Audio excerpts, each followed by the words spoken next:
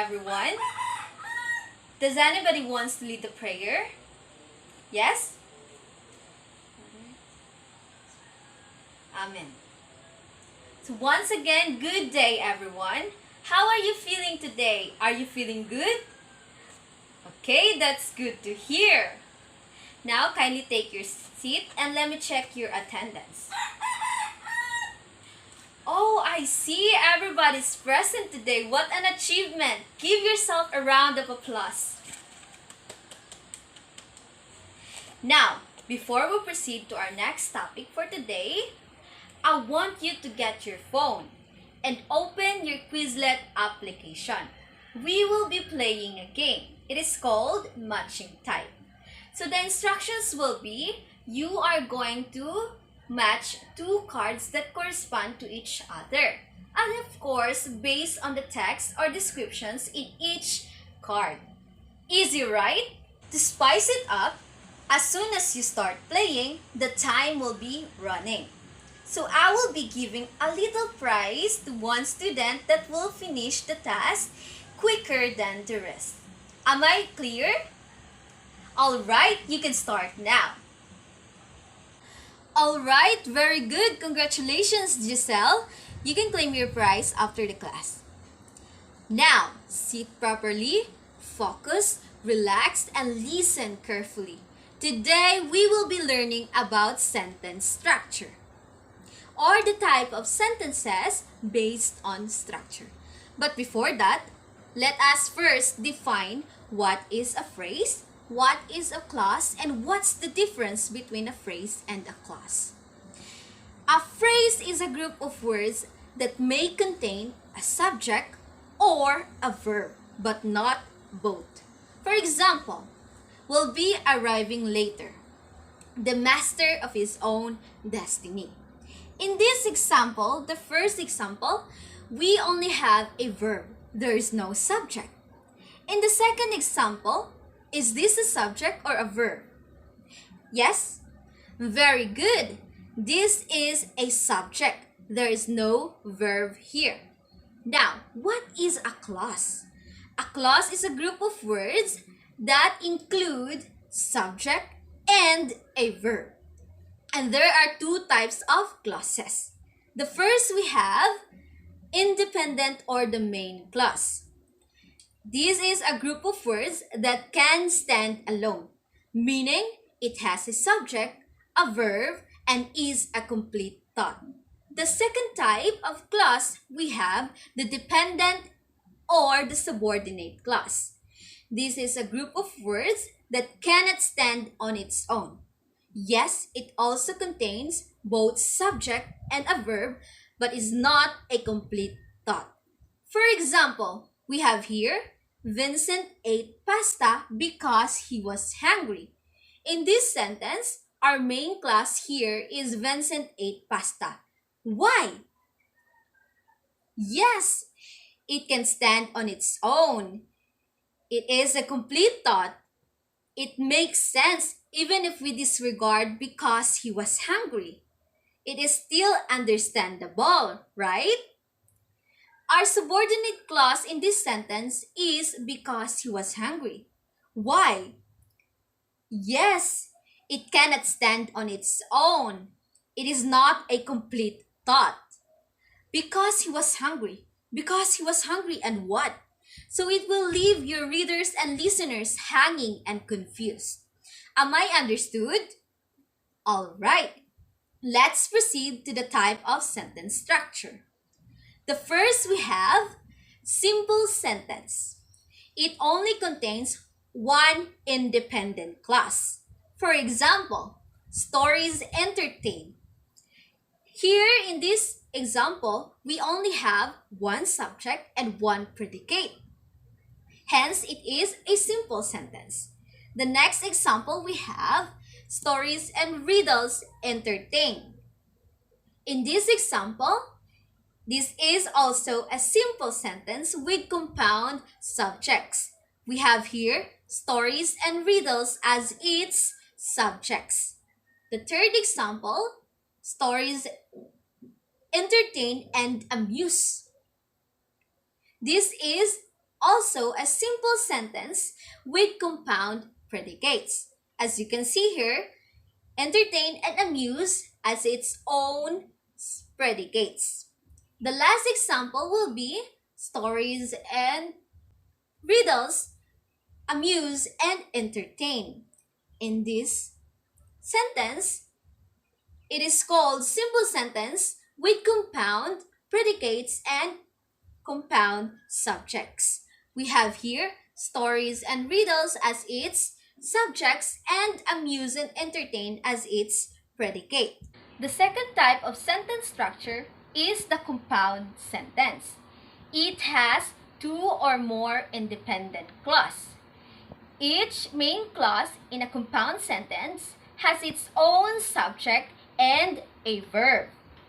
And these clauses are usually joined with a comma and a coordinating conjunction such as for, and, nor, but, or, yet, so.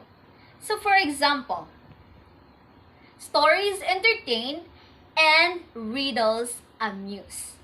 In this example, we have two main clauses that are joined with a comma and a coordinating conjunction, and. Another example, we have stories entertain and riddles amuse, but poems delight. Now, in this sentence, how many main clauses we have here? Yes?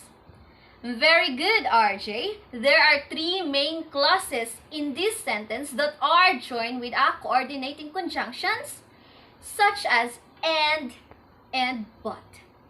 Note that a semicolon may also be used to join main clauses in a compound sentence. For example, few wild animals live in China's densely populated plains. In remote areas, wildlife is abundant. Now, the third type of sentence structure will be the complex sentence. It has one independent clause and one or more dependent clauses. Yes, it also uses coordinating conjunctions just like in a compound sentence. For example, I like Tony Cade Barbara's stories because they have real characters. In this example, we have one independent clause, and that is I like Tony Cade Barbara's stories. And our subordinate clause is because they have real characters. Another example is when I read her stories, I like them because they are true to life. Now in this example, we have one independent clause, and that is I like them. And two dependent clauses, these are when I read her stories and because they are true to life. The last structure will be the compound complex sentence. It contains two or more independent clauses and at least one dependent clause. For example, I read Frankenstein, which was written by Mary Shelley, and I wrote a report about it. In this example, there are two independent clauses, and these are I read Frankenstein and I wrote a report about it. And our dependent clause is which was written by Mary Shelley. To summarize our discussions for today, I have here a table with me, type of sentence structure, and its parts. We have simple sentence.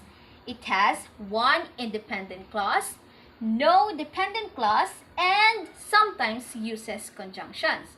The second, we have the compound sentence. It has two or more independent clause, no dependent clause, and always uses conjunction.